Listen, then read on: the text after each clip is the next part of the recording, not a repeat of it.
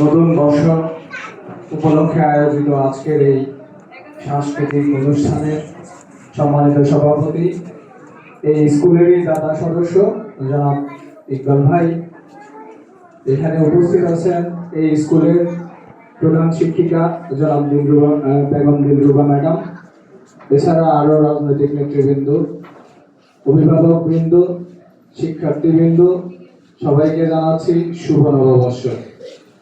আমি এখানে বেশি কথা বলে সময় নষ্ট করব না। আমি ম্যাডাম স্কুলের কিছু সমস্যা তুলে ধরেছেন, আমাদের একটি মহোদয় নির্দেশ দিয়েছেন আমাদেরকে যেসব স্কুলের অবস্থা খারাপ, যেখানে যা প্রয়োজন আমরা যেন ওনাকে অবহিত করি। আমি এখানে যা দেখে গিয়েছি ওনাকে বলবো, এগুলো ইনশাআল্লাহ উনি আপনাদের জন্য একটি বরাদ্দ দিবেন আশা করি। আমি সর্বোচ্চ চেষ্টা করব, কারণ আমি নিজ চোখে দেখে গিয়েছি আপনাদের স্কুলের কি দুরবস্থা।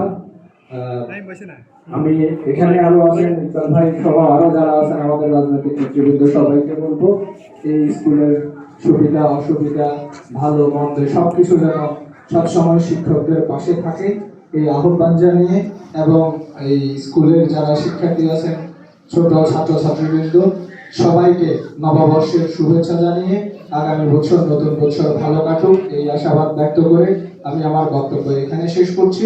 আসসালামু আলাইকুম।